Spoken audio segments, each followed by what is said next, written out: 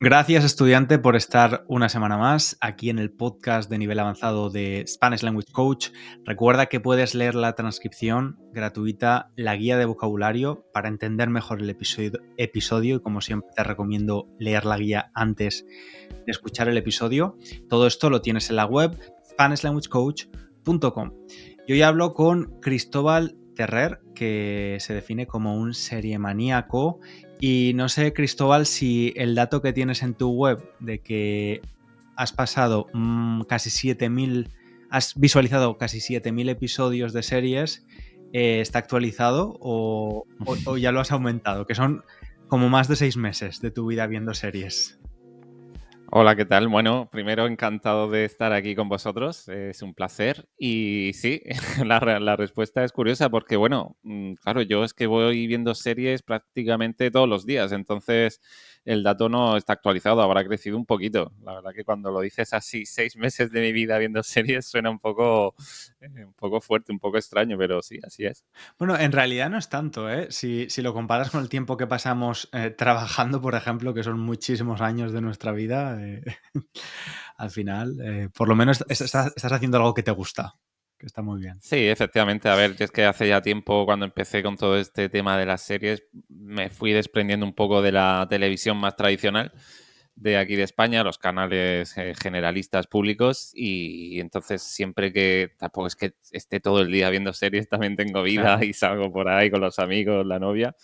Pero sí, efectivamente, siempre que me pongo un ratillo a descansar en el sofá, pues sí que es para ver series en plataformas de streaming. Sí, pero es verdad que las series es un gran hobby, que de hecho llevas con tu blog de series más de 16 años, ¿no? 14, 15, 16 Sí. años o así, pero también eh, te gusta la literatura, incluso has escrito un libro, que luego hablaremos de eso si quieres un poco, pero bueno, como luego vamos a decirle a las personas que nos escuchan dónde pueden encontrar tu blog y el podcast y todo esto para escuchar cosas más específicas, hoy me gustaría hablar un poco del mundo series y te tengo que ser súper honesto. Yo soy alguien, no voy a decir que no me gustan las series, pero me resulta muy complicado engancharme a una.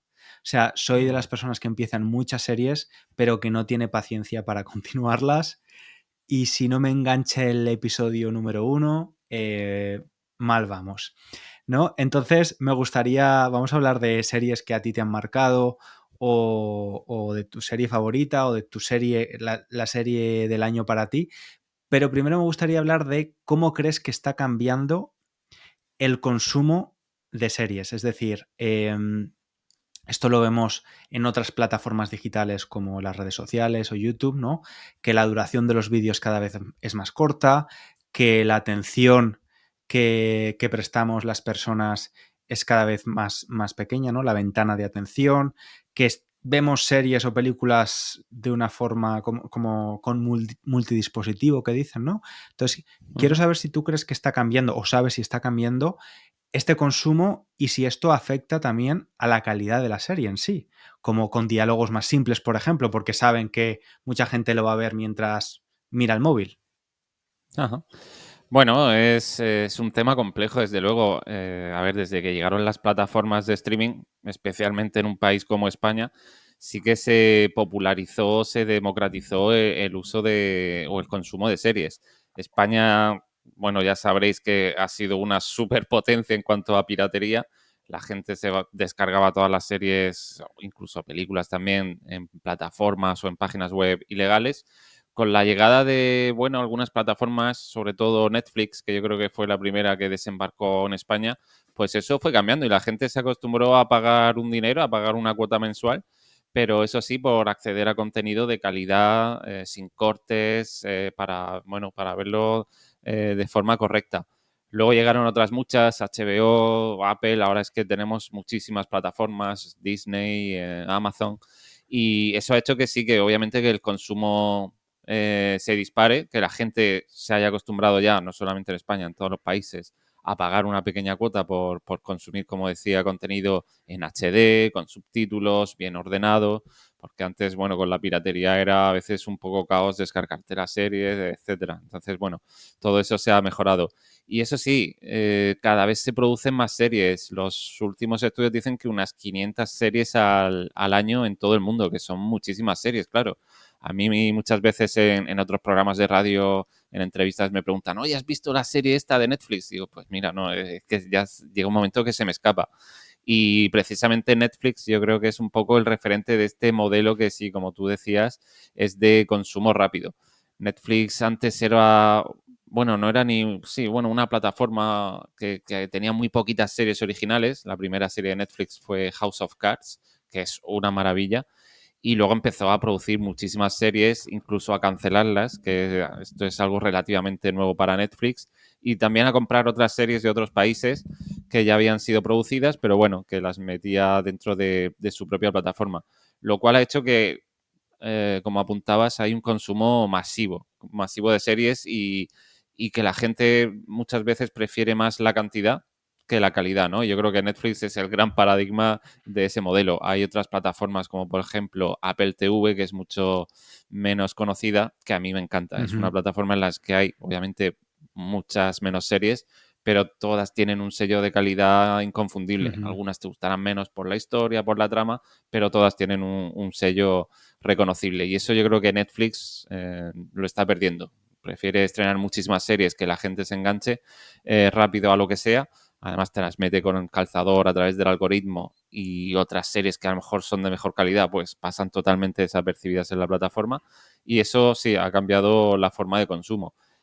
También, como decías, creo que las plataformas están apostando cada vez más por series cortas en cuanto a los episodios, que son más cortitos, de 20-25 minutos. Esas están funcionando muy bien, cuando lo habitual, bueno, en la primera etapa de este boom de las series allá por los años 2000 con Los Soprano eran episodios de una hora y algo, y ahora ya estamos a 20-25 minutos y también que sean miniseries. Pues yo creo que la gente le da mucha pereza o se cansa las series tradicionales que tenían 3, 4, 5, 6 temporadas. Ahora son miniseries de 8 episodios, como te decía, de media horita a lo mejor. Y si la serie ha tenido mucho éxito, mucho tirón, entonces se plantean estirar un poco la trama y sacar una nueva temporada, aunque realmente había sido concebida como una miniserie. Que ujú. ahí yo creo que hay otro problema también. Estabas hablando de que algunas plataformas, especialmente si la serie es exitosa, estiran el chicle, ¿no? Como dicen, bueno, quizás estaba concebido Sí. como una miniserie, pero esto ha tenido mucho éxito, así que esto hay que exprimirlo y estirar el chicle. ¿Tú sabes detectar cuándo están haciendo esto? Cuando realmente ya la trama no da para más, pero van a ir sacando el jugo lo máximo posible. Bueno, sí, obviamente yo estoy siempre familiarizado con las noticias, con notas de prensa que me pasan.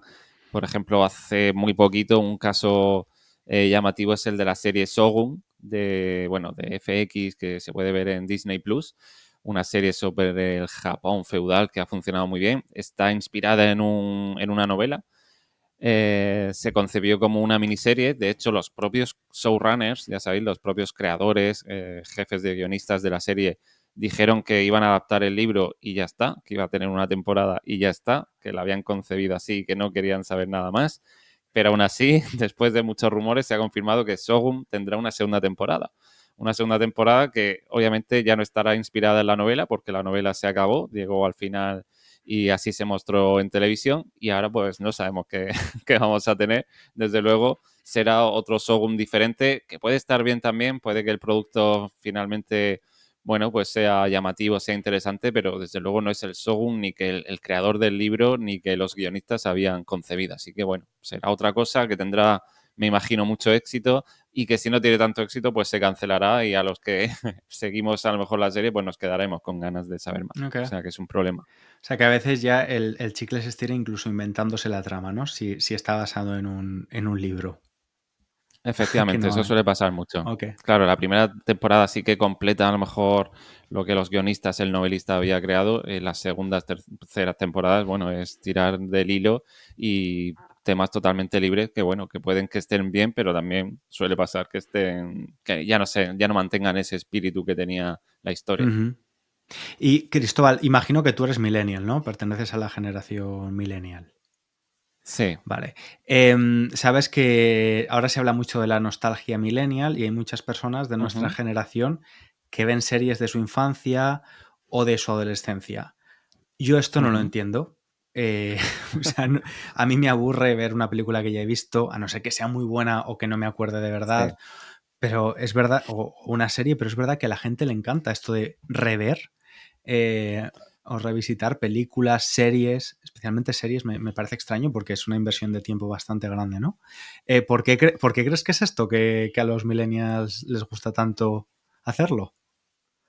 A ver, es cierto que esa nostalgia de todos los productos con los que crecimos de cine y televisión, años 80, años 90, principios del 2000, posiblemente porque no encontramos, o bueno, porque tenemos una idea romántica de esas series que a lo mejor luego, como tú dices, al revisitarlas te das cuenta que no eran para tanto, pero sí que existe una nostalgia, además que se ha convertido en un poderosísimo argumento de venta. Es decir, ya no solamente para el mundo de las series, sino para la publicidad, productos, todo lo que tenga ese aire vintage, retro, pues funciona muy bien. A mí me pasa un poco como a ti, la verdad. Me cuesta mucho revisitar una serie o una película, porque además prefiero quedarme con esa sensación de haberla visto en un momento determinado que me gustó, que me conmovió, que me trasladó a ciertas experiencias. Pero bueno, sí que es cierto que también ahora, como decía antes, con esa democratización que han traído las plataformas, sí que tenemos la oportunidad de ver series que a lo mejor antes era más complicado seguir. A mí, por ejemplo, me ha pasado con la serie Doctor en Alaska, que es una de mis favoritas, que yo recuerdo cuando la veía con mi madre en las noches de verano en la 2, Es verdad, ese canal me público. acuerdo. Y claro, en la 2 a veces, pues, yo que sé, a veces la emitían, a veces no la emitían, a veces a lo mejor, o bueno, estabas fuera y te saltabas un episodio y no podías verlo.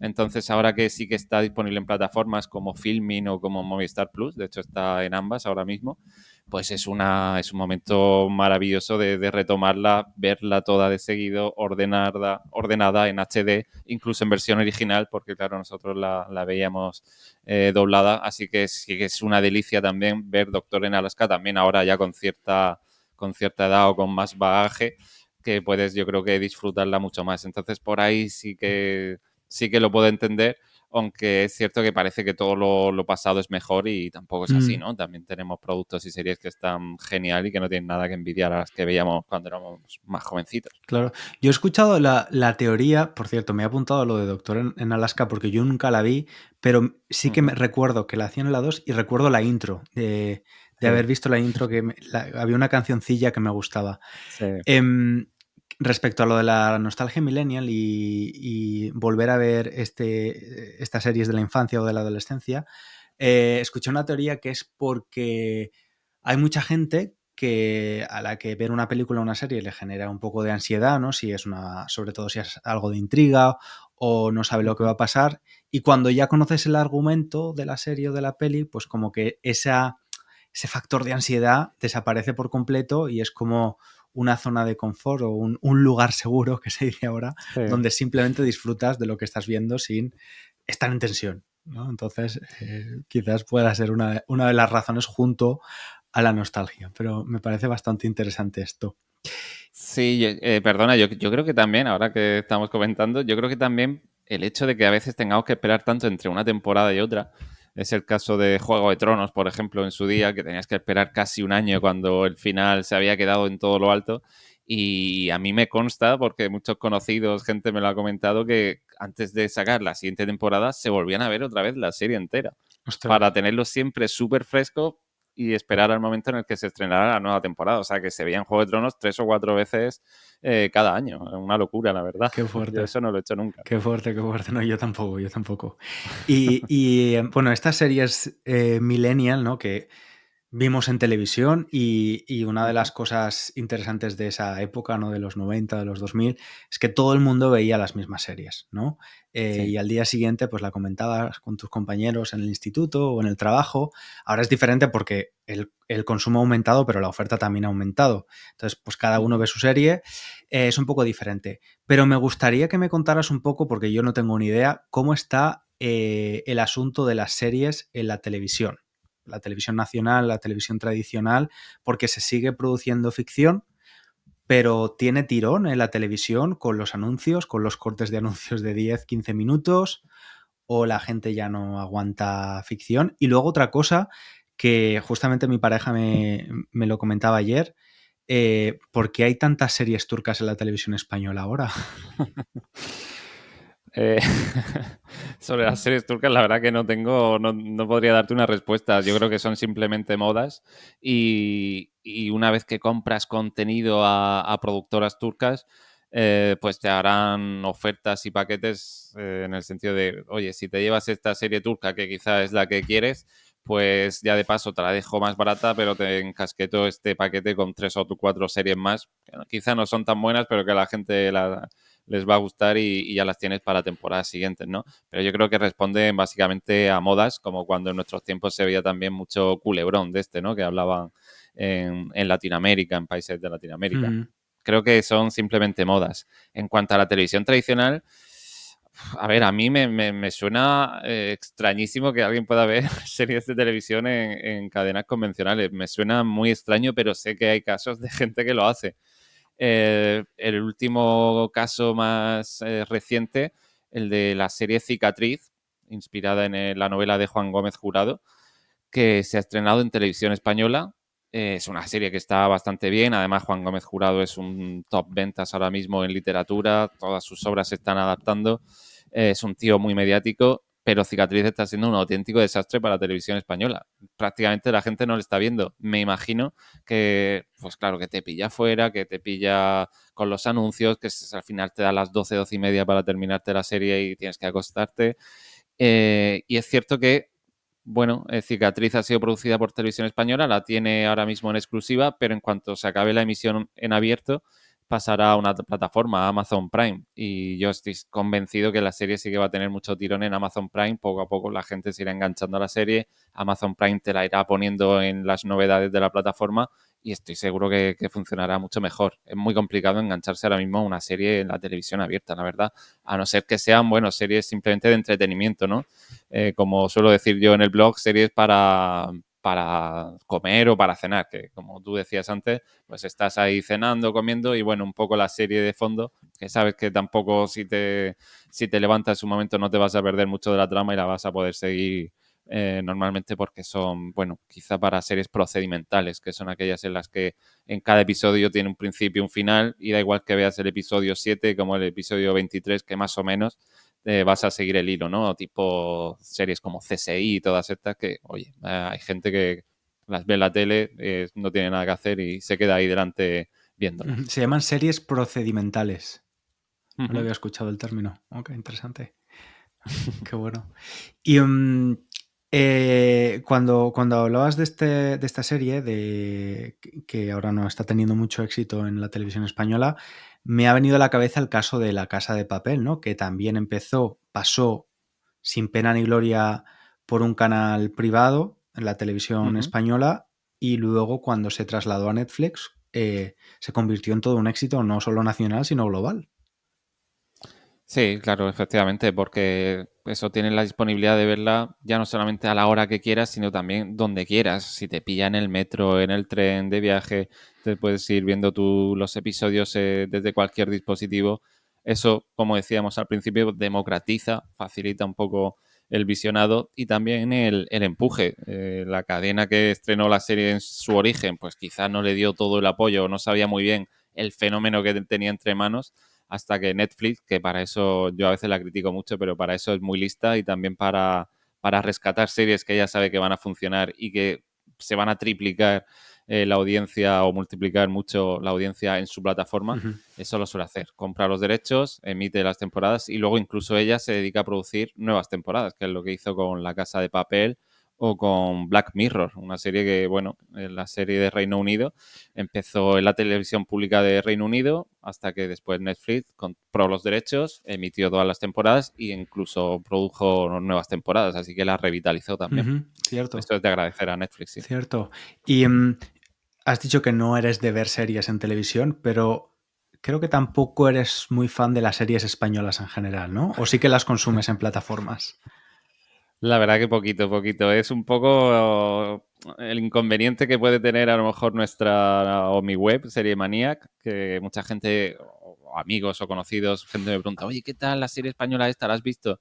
No sé, creo que tengo un problema, pero es mío personal, lo reconozco, y quizás sea más un problema cultural, un poco también hablando de ese espíritu millennial, ¿no? Del que hablábamos. Yo me he criado viendo series y cine, pues yo qué sé, los Goonies y todas estas películas americanas o norteamericanas. Y entonces yo cuando veo a los personajes en una serie española entrar en un bar y que no sea el típico diner de carretera con americano en el que te sirven café continuamente y tal, y mira que eso obviamente son bares o espacios cercanos a mí, pero no entro al juego, no me los creo, porque yo prefiero ver, pues eso, otros tipos de paisajes con los que he crecido yo. Ujú, Entonces, claro, las ficciones españolas que se hacen ahora, que son muy buenas, lo reconozco y he visto, iba a decir bastantes, pero bueno, quizá he visto algunas, está muy bien, pero a mí no me terminan de encajar los personajes, la forma de hablar, la forma de interpretar, los diálogos, es otro ritmo totalmente distinto al de otras series, ya no solamente norteamericanas, sino británicas o europeas. vale, vale. Yo la verdad es que no, tampoco veo mucha serie española. Bueno, primero porque la podría ver con plataformas, ¿no? Pero siempre intento ver series que me ayuden con los idiomas que estoy aprendiendo y demás, entonces Ujú. es una de las razones. Y también estoy bastante perdido con el panorama de series españolas, pero sin embargo muchos estudiantes de español sí que utilizan series que me Ujú. recomiendan o me piden recomendaciones y les digo, pues no tengo ni idea porque no veo ninguna.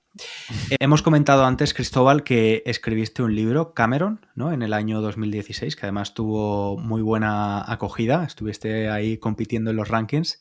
Em, el libro y la forma de escribir que tienes estuvo muy influida por todas esas series que has consumido.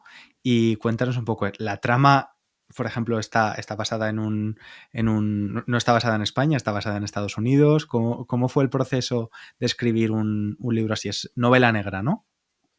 Sí, es novela negra, la verdad, hace tiempo que no hablaba así del libro porque, bueno, se publicó hace ya un tiempo, en 2016. He seguido escribiendo y publicando otras cosas, Ujú, pero bueno, a Cameron, que fue mi primera novela, le guardo muchísimo cariño. Y sí que es cierto que cuando la gente la leía o en otras entrevistas, siempre me decían que era muy cinematográfica. Es decir, que tú cuando estabas leyéndola, pues te imaginabas perfectamente los fotogramas de una película, ¿no? Y yo creo que se nota ahí mucho, pues eso, la experiencia o el gusto que tengo yo por las series y el cine. Estaba ubicada en una ciudad cualquiera, no se dice explícitamente que fuera en Estados Unidos, pero bueno, si lees la novela sí te das cuenta que tiene que ser alguna ciudad grande de por ahí, ¿no? Desde luego española no parece. ujú, Así que, bueno, sí, muy cinematográfica en el sentido de que yo escribía o lo tenía todo en mi cabeza en forma de secuencias, ¿no? Pequeñas secuencias y episodios de series. Es decir, cada una de estas secuencias cortas, que a lo mejor pues eran una página o dos páginas, siempre terminaban un poco con dando pie al lector de seguir continuando la historia. ujú, Una historia que además estaba muy fragmentada.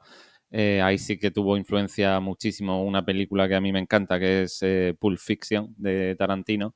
Así que es una historia de historias y, como digo, con todas las tramas fragmentadas, incluso con flashback, que un poco el lector tiene que ir también entrando en el juego. A ujú, veces no es fácil de leer, pero bueno, obviamente luego se entiende y te vas dando cuenta que, bueno, estoy intentando jugar un poco y estirando un poco también los límites de la novela negra más convencional. O sea que es una novela negra, sí, pero con algunos códigos y algunos formatos que yo he intentado jugar con ellos para que fuera más novedosa. Muy bien.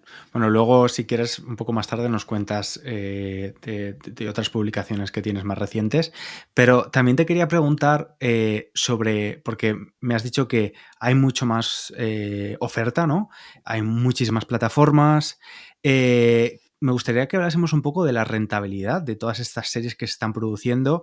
Ahora hemos visto que ahora, por ejemplo, Amazon Prime está poniendo anuncios, Netflix también, lo cual me parece súper raro en Amazon Prime, que sí que lo consumo bastante cuando de repente te cortan en mitad de la escena y te ponen un anuncio. Es una experiencia súper extraña porque no te lo Ujú. esperas. Y yo quiero saber también, yo en Londres trabajo a veces como extra, en plan hobby, hago de extra en películas y también en alguna serie.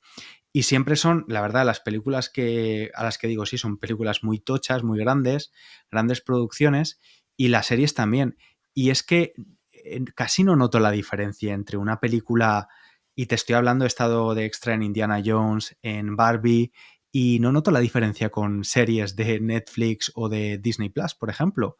O sea, en el presupuesto, en la producción, en, en la atención al detalle. em, ¿Estas series están siendo rentables para las plataformas o algunas de ellas están perdiendo dinero todavía y están intentando reflotar su producto y por eso también la incorporación de la publicidad? Porque me Ujú. da la sensación de que es A muy caro todo esto de producir tanto. Sí. A ver, por un lado yo creo que las grandes productoras se han dado cuenta que el pastel realmente interesante está en la televisión. Yo no sé si esto es una burbuja o cuánto tardará en explotar. Está claro que, bueno, siempre se ha hablado de la tercera edad de oro de las series, ¿no? Que empezó precisamente en el año 2000 con Los Soprano. Ahora hay mucha gente que ya habla de la edad de plata o edad de bronce incluso, porque el oro, quizá las grandes series se acabaron y ahora sigue habiendo series interesantes, pero mucha menor cantidad. Y en cuanto al presupuesto, claro, es complicado porque las plataformas mismo son bastante opacas a la hora de hablar de sus cifras, tanto de audiencias como mucho menos ya de presupuestos o de rentabilidad, ¿no? Eso es impensable. Por ejemplo, Netflix jamás dice nunca cuál es la cuota real de audiencia que tiene una serie. Sí que podemos saber que a lo mejor ha sido la más vista de la semana, del mes, el propio algoritmo va alimentando esas cifras bueno, según la audiencia, pues nos las va mostrando más o menos, pero les cuesta mucho hablar de eso. Ahora, si atendemos a otros inputs, sí que nos damos cuenta que efectivamente se producen más series que nunca y no todas ellas llegan a buen puerto y por lo tanto la rentabilidad yo creo que sí que está cayendo o es más complicada. Eh, Signos inequívocos, pues bueno, la política de cancelación que ya están llevando todas las plataformas. Como os decía antes, Netflix jamás había cancelado una serie, las trataba con muchísimo cariño, pero bueno, eso ya hace muchos años que cambió y ahora es que te cancela la serie, una serie de gran calidad, pero que a lo mejor ve poca gente, se la cancela porque me imagino miran los números y no les sale rentable. Ujú. Si atiendes a HBO Max o Max, como se llame ahora, tres cuartos de lo mismo. Max está haciendo una limpieza de plantilla, de presupuestos en su propia parrilla de series súper interesantes que ha cancelado y que incluso no le sale rentable mantener en la plataforma y se las limpia, ¿no? Fue el caso, por ejemplo, de una serie que era costosísima como Westworld, que no solamente canceló la serie tras la cuarta temporada, sino que de un día para otro te quitó la serie completa de la plataforma. Es decir, ya no puedes verla en ningún sitio, porque eso también decía Max o HBO que le generaba muchos costes.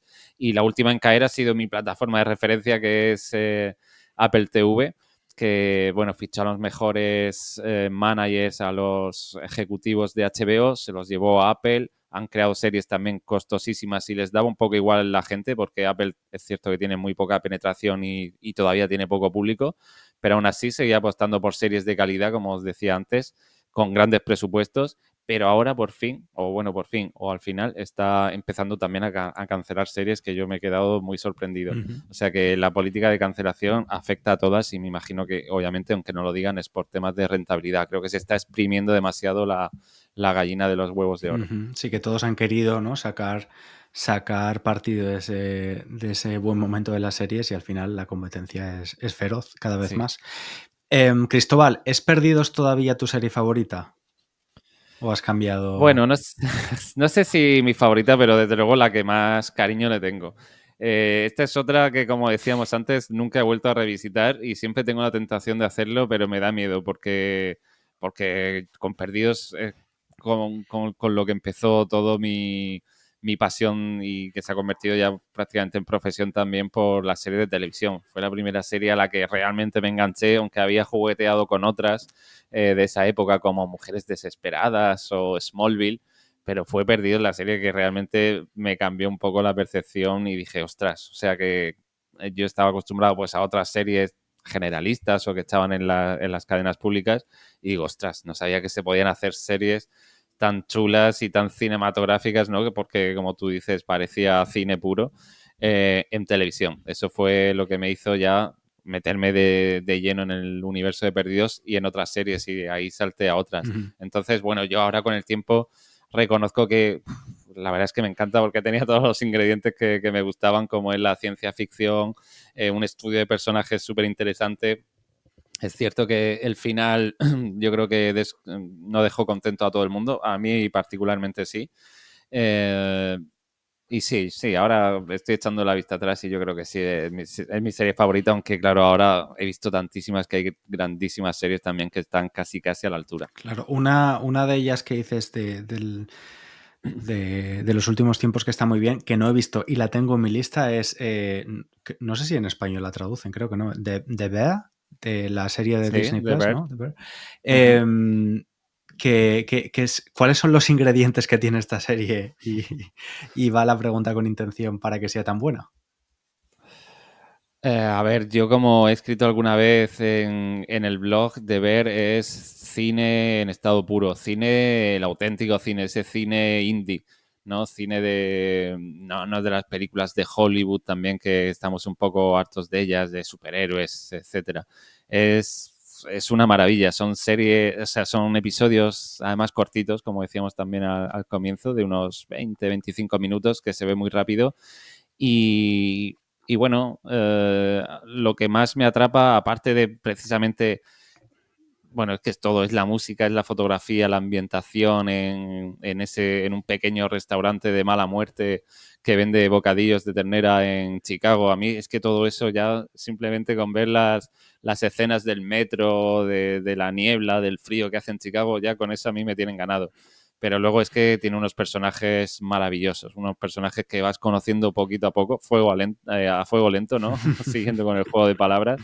Y te vas metiendo en una historia que en principio, bueno, es una serie de comedia. Ella siempre compite y gana en todos los premios en el apartado de comedia, pero de comedia la verdad que tiene poco, ¿no? Aunque este es un género también que está de moda, que es este dramedia, ¿no? No sé si sabes si es una comedia, es un drama.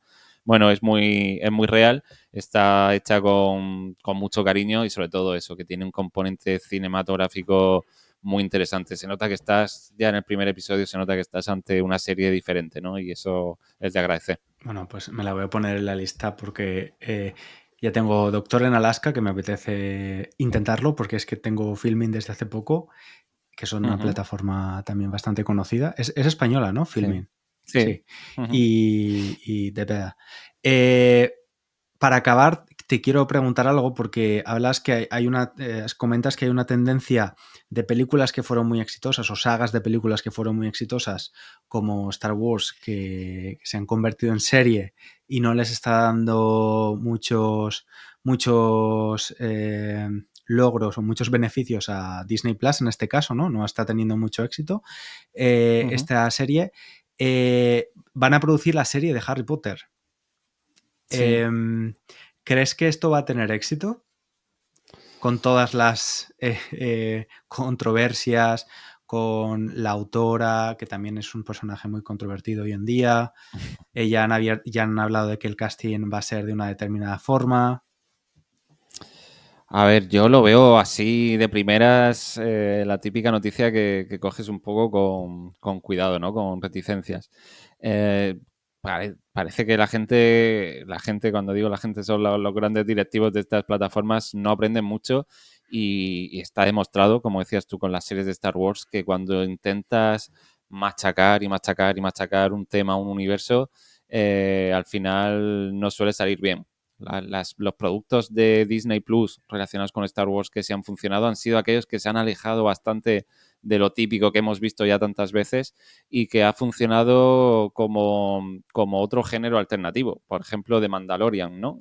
The Mandalorian sí que es una serie interesante porque no deja de ser una especie de western o neo-western o western espacial, totalmente alejado de lo que habíamos visto de Star Wars y en sí el producto está bien hecho y funciona, pero si volvemos otra vez a lo mismo y a reescribir y a volver a sitios que ya nos han explicado o a darnos otras teorías sobre sitios que ya creíamos seguros, creo que entonces la gente se harta y se cansa. La serie de Harry Potter es como El Señor de los Anillos también. El Señor de los Anillos de Peter Jackson fue tan maravilloso que todo lo que se haga después yo creo que va a salir mal parado. Y con la saga de Harry Potter en cine, 3/4 de lo mismo. Yo creo que es una saga que reflejó a la perfección todo el universo complejo de Harry Potter. Es cierto que se dejó muchas cosas de lado y no pudo profundizar quizá en otras. Quizá con una serie de larga duración sí se podría llegar a eso, pero yo creo que la gente tiene el recuerdo de esas películas y a la mínima de cambio va a sentir rechazo por todo aquello que no sean las películas. Entonces yo lo veo complicado, sí. Bueno, pues ahí queda tu previsión. Lo veremos en un par de añitos. Luego será un exitazo. Quizás. Bueno, pues Cristóbal, muchísimas gracias por tu tiempo, por charlar conmigo. ¿Dónde te pueden encontrar las personas que quieran saber un poquito más de ti? Bueno, para todo el tema de las series, desde luego en la web, seriemaniac.com, en la que van a tener además acceso a un montón de artículos, noticias, análisis y también, bueno, pues a secciones interesantes como la de cuáles son las mejores series de cada plataforma, que yo creo que agiliza mucho el trabajo porque a veces te pones delante de una plataforma y pasas más tiempo buscando una serie que viendo la propia serie. Así que ahí las tienes todas ordenadas y, bueno, según mi criterio, cuáles son las mejores, las imprescindibles que no te puedes saltar. También un calendario en el que se va actualizando todos los meses con los estrenos de las series cada año y acceso a los podcasts también, en los que cada semana hablo de una serie distinta, la recomiendo, en formato breve, unos 20-25 minutos, y luego otros programas de cine más en profundidad de 1 hora, 2 horas, en los que, bueno, hablamos un poco con otros redactores de la actualidad del cine. Todo esto se puede ver en seriemaniac.com, sino en plataformas de podcast tipo Spotify, iVoox, iTunes, simplemente buscando Seriemaniac. Y también, bueno, en redes sociales en varias, pero yo creo que quizá ahora la que más estoy atendiendo es Instagram, que es directamente con @blogseriemaniac. Perfecto, perfecto. Pues ahí lo tenemos. Además, estudiante todo en español. Así que si te gustan las series, eres un serie maníaco o serie maníaca y estás aprendiendo español, es el lugar perfecto para tener como referencia. Y yo también voy a dar un consejo.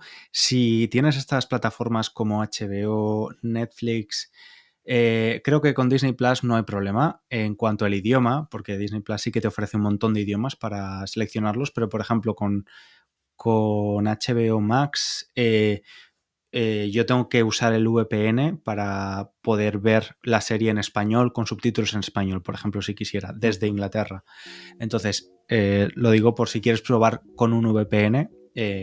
Quizás puedes ver series que no están disponibles en español en tu territorio y lo puedes hacer. Aunque a lo mejor tú no eres no estás muy a favor de ver series dobladas, Cristóbal.